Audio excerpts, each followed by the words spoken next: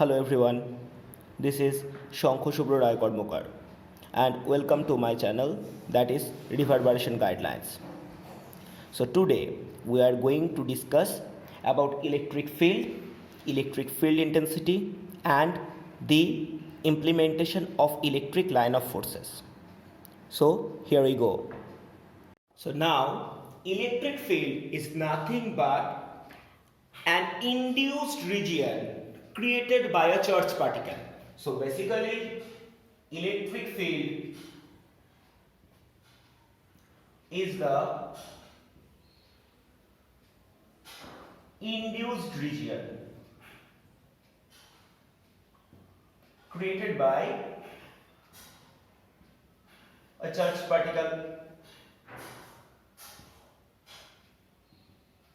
where if we bring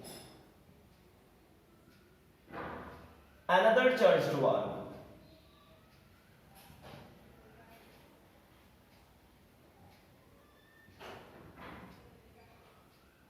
it will either face the attractive or the repulsive force.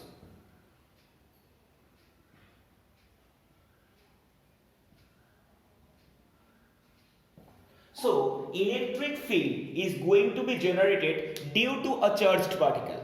That charged particle may be positive, may be negative. We are not interested to think about the property of charge, but it will certainly create an induced field, and in the induced field region, if we bring another charged particle, it will genuinely have the attractive or the repulsive force. Now we are going to recall something. We have told you that from a certain point charge we may construct a sphere of a certain radius, and all the points on the spherical surface are equidistant from the point charge. So if we try to measure the distance of any point on the sphere, it will be same distance from the point charge. So the electric field on all the points must be equal. If we try to explain electric field intensity, then we will recall the gravitational field intensity. So in gravitational field intensity, it was clear to us that the amount of attractive force realized by a unit isolated mass when it is placed at a gravitational field, and in such way we are going to define the electric field intensity. So electric field intensity is the amount of force realized by a unit isolated positive charged particle when it is placed at an electric field. So basically three words are going to be highlighted. When a positive unit and isolated charged particle is placed on an electric field,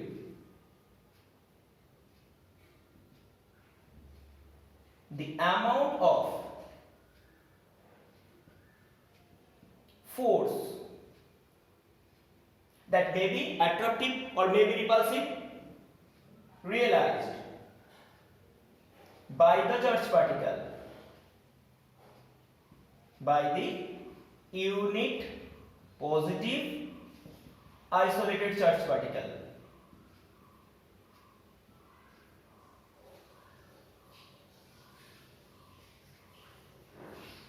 is known as electric field intensity.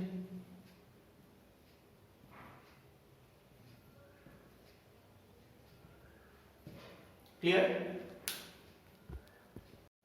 From Coulomb's law, we know the attractive or repulsive force between two charged particles, let Q and Q dash when they are placed at r distance must be measured as F equal to 1 by 4 pi epsilon naught into q dash by r square, when epsilon naught is the permittivity of free space. Now we are thinking that the second charge, that is q dash, is going to be considered as unit isolated positive charge 1. So to implement the electric field intensity,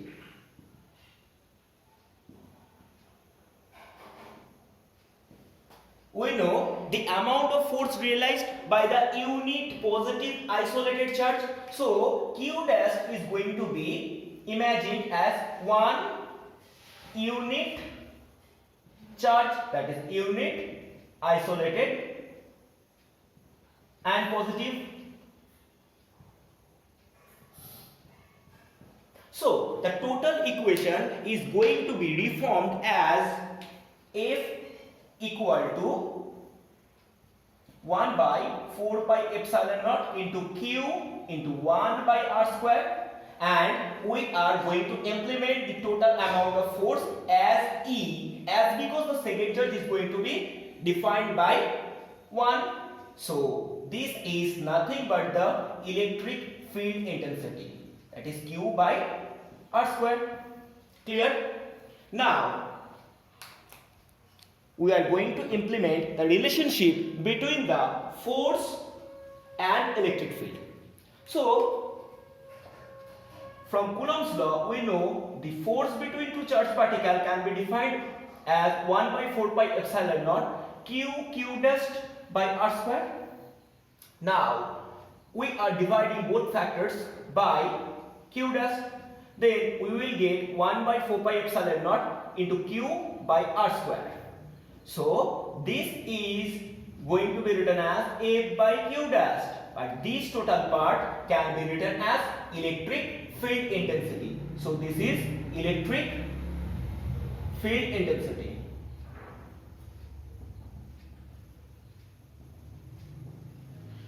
That means the electric field intensity is nothing but a kind of force per unit charge.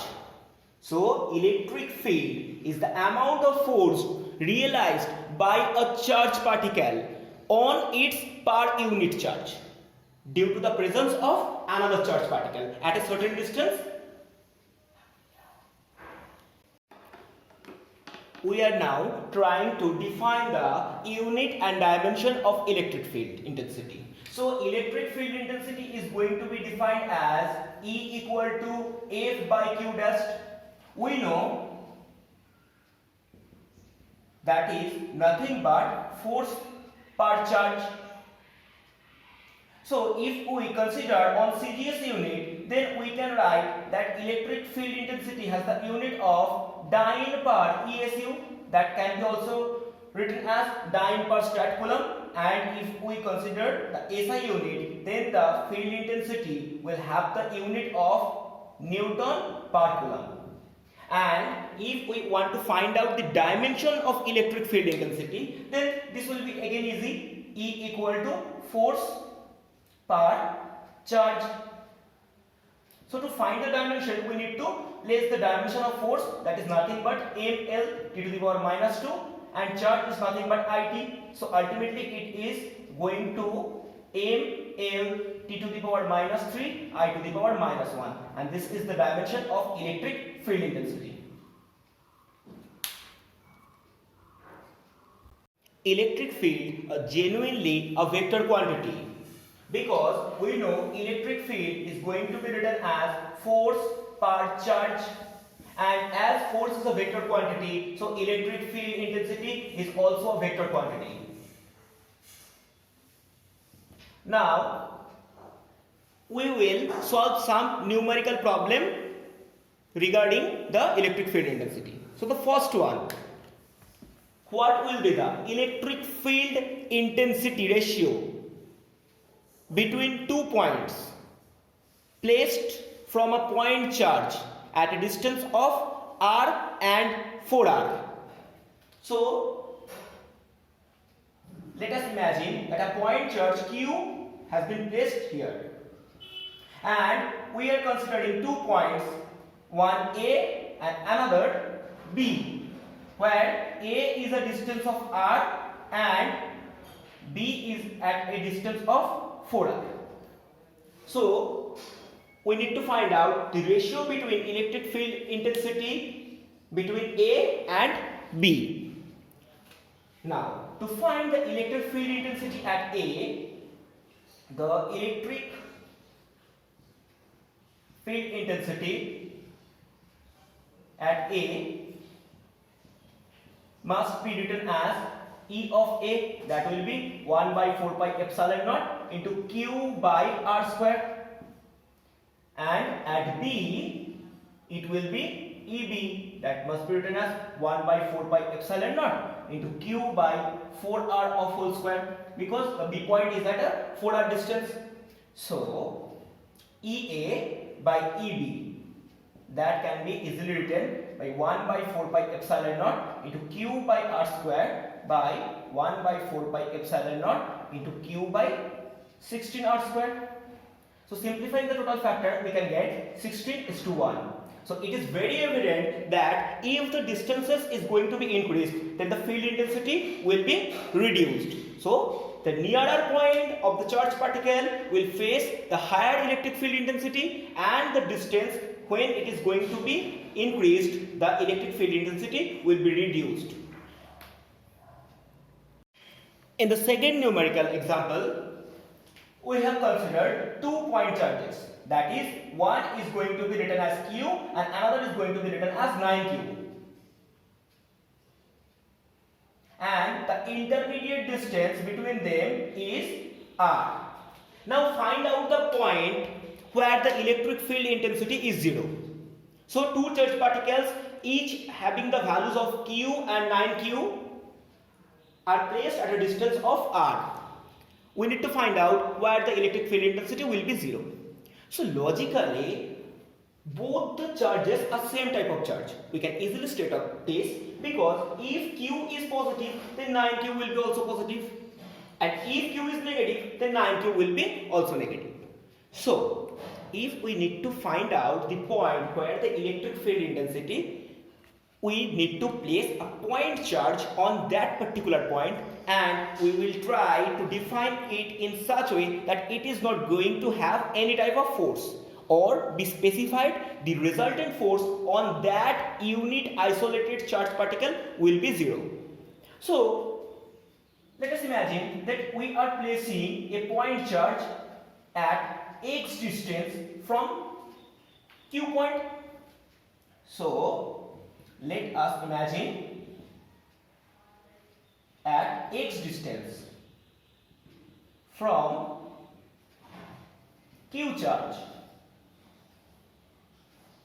the electric field intensity is 0.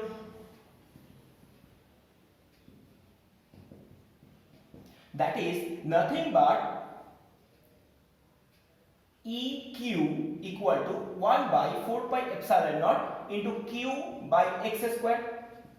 But this particular point is at a distance of R minus x from the 9Q charge, because the total distance between them is R, and this point must be R minus x distance away from the 9Q. So the electric field intensity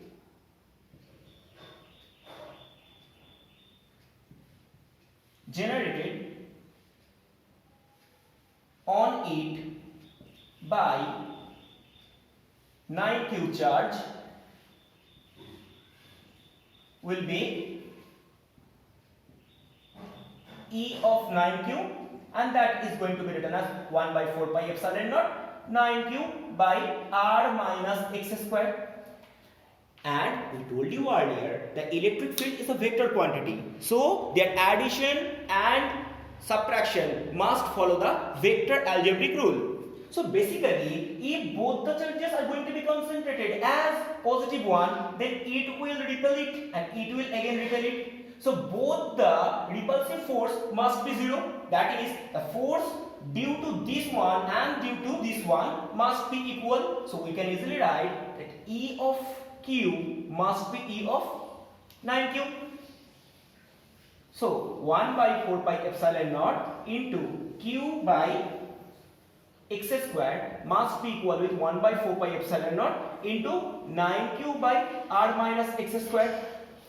So simplifying the factors, we can get 1 by x equal to 3 by r minus x. So implementing cross multiplication, that will be 4x equal to r or x equal to r by 4. That is, from the smaller charge we need to place a point isolated charge at r by 4 distance, where the electric field intensity will be 0. So at r by 4 distance from smaller one, the electric field intensity is 0. Clear? Now the example 3, and this is bit complicated. Think about 2 point charges, one Q and another minus 4Q. They are placed at a distance of r. So you need to find out the point where the electric field intensity will be 0. So if we try to solve the problem, then we need to think the basic concept. If we imagine a point in between the two charges, then we need to place over there a point isolated positive charge. Then if we think this is a positive one, then this will be negative one because this is minus. So the positive charge will repel it towards the minus 4Q, and the negative charge will attract it towards itself. So ultimately no points could be found in between the Q and minus 4Q where the electric field intensity will be 0. So if we try to imagine a point where the electric field intensity will be 0, then we need to consider 2 points. Either one point that is placed beyond Q or another point that is beyond 4Q. But the point must be placed beyond Q because this is the smaller charge. So this will repel unit isolated charge in a smaller way. But as the distance is going to be shortened, then this force of repulsion will be maximized. But this is a long charge, bigger one. So it will attract the unit isolated charge with a massive force. But as the distance is going to be increased, so it will unable to attract it on that amount of force. So if the repulsive force and the attractive force becomes equal, then only this charge will be stabilized.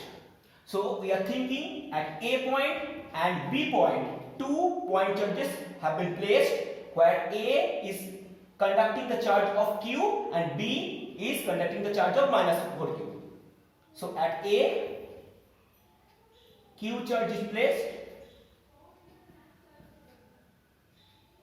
and at B, minus 4Q charge is placed. So the electric field due to Q, that can be written as 1 by 4 pi epsilon naught into Q by x square, because we have imagined that from A point we have placed the unit isolated charge at x distance. Now E of minus 4Q will be written as 1 by 4 pi epsilon naught into minus 4Q by x square, not x square, this will be x plus r whole square. Because the distance between two charged particles must be x plus r whole square. So this is the total distance, and this amount of repulsive force is denoting the positive sign, and this amount of force is the attractive force. This negative is denoting that. So this and this amount of total force must be 0. So we can easily say that EQ plus E of minus 4Q must be 0. To prove that this point has no electric field intensity. So we can write 1 by 4 pi epsilon naught into Q by x square plus minus 4Q by 4 pi epsilon naught into 1 by x plus r whole square, that is 0. Now Q by 4 pi epsilon naught is going to be taken out. So 1 by x square minus 4 by x plus r whole square are remaining inside the bracket. So simplifying the total factor, we can get 1 by x square equal to 4 by x plus r whole square. So this will be 1 by x equal to 2 by x plus r after squaring root both sides. So this will be 2x equal to x plus r. So x will be r. So from the smaller charge at x equal to r distance, if we place a positive unit isolated charge, then it will face no electric field intensity. That is, the equivalent force or the resultant force on that point will be 0. This is the last problem on electric field, and after completing the electric potential and Gauss law, I will upload a worksheet on group. Now let us imagine there are two identical objects. Each of them have the mass of m. Each of them have the mass of m. They are tied with the help of two different identical strings and each of the length of L, and they are suspended from a particular point. Now both of the bobs or the masses have given a certain amount of same type of charge. So both have been charged by Q. As a result, the charged particles or the bobs will repel them each other and will look in such way and will be suspended in this condition. So we need to find it out, the stable most equilibrium condition. Clear? Imagine during this condition the angle constructed between two strings be 2 theta. So this is 2 theta. So if we construct a perpendicular that will bisect the angle, that might be theta, and this will again be theta. So imagine this is A point, this is B point, this is C point, and the distance between two charged particles after getting the stable equilibrium, let be 2r. So this is 2r. So this will be again r and this will be again r. Now from the triangle ABD, we can write something like that. So this is my A, D and B. This is R and this is the length of each string, that is L. So with the help of theta, we can write sine theta equal to R by L. So R equal to L sine theta. So 2R equal to 2L sine theta. So this is my data which we are going to implement further. Now we know each of the bobs containing the mass of m. As a result, it has the weight of mg, which is working downward. Now if the tension on the string be T, then this angle is theta. So this will be the alternate interior angle and this will be the value of theta 2. So if this is T, then it will be T cos theta and this will be T sin theta. With the help of vector analysis or the resolution of vector. Now in stable equilibrium, T cos theta must be mg. But T sin theta, which tries to place the bobs in the stable most equilibrium, but it is not possible because there is a repulsive force between the two charged particles. So this force is going to be cancelled out with the help of Coulomb electrostatic force, and that can be written as 1 by 4 pi epsilon naught into q square by the total distance between the two charged particles, that is 2r whole square. So we can write T sin theta equal to 1 by 4 pi epsilon naught into q square by 2r means 2l sin theta. So simplifying the total factor, this will be 4l square sin square theta. Now T sin cube theta, this can be written as q square by 16 pi epsilon naught l square. Now if we divide equation 1 with the help of equation 2, then we will get cos theta divided by sin cube theta.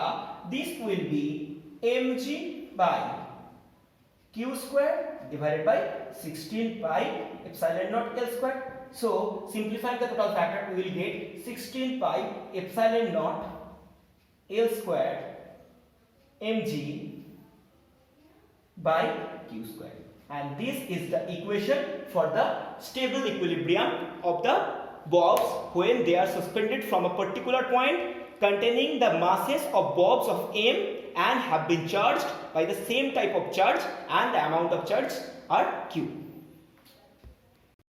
The electric line of forces. So electric line of forces are nothing but the imaginary lines which denotes the pathway of a positive unit isolated charge when it is placed on an electric field. Basically, a positive unit isolated charge is going to be repelled by a positive charge. So if we place a positive unit isolated charge in front of a positive charge particle, then it will repel. So the line of forces will start from positive 1. But if we place it in front of a negative charge, then the positive unit isolated charge will be attracted by the negative 1 and it will move towards the negatively charged particle. Number 3, the pathways. The pathways of a positive unit isolated charge will never intersect,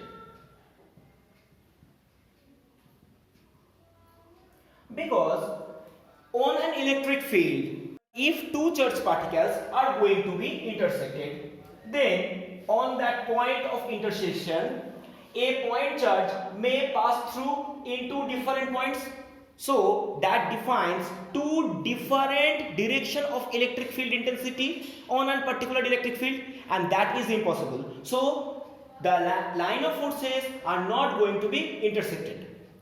Number 4, the line of forces basically repel each other. So they repel each other. That's why they don't intersect. Number 5, they intersect a conductor. They intersect a conductor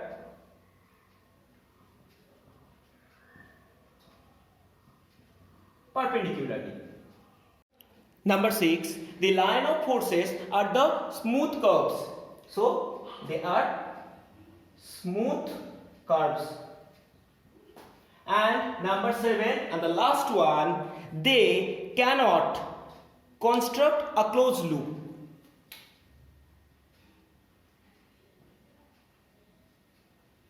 They cannot construct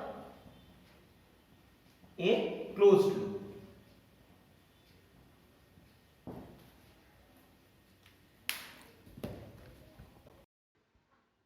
As we have told earlier that the line of forces are going to be started from the positive charges, and the line of forces moves outward from the positive one, which looks like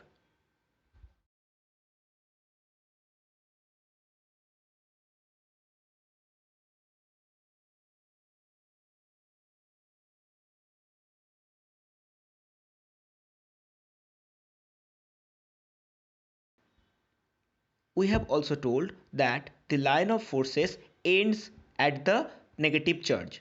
So, for a negative charge, the line of forces will looks like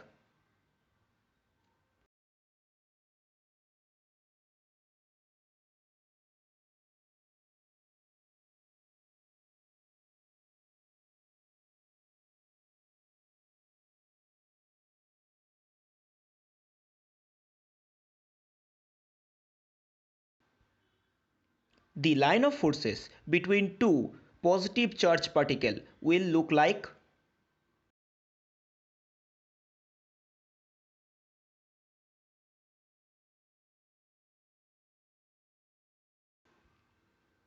the line of forces between two negatively charged particle will look like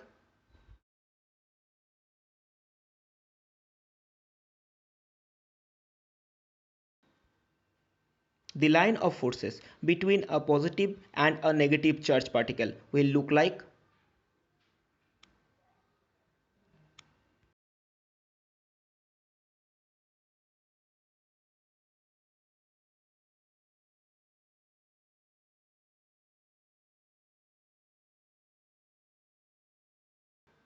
So, end of the session. Stay home, stay safe.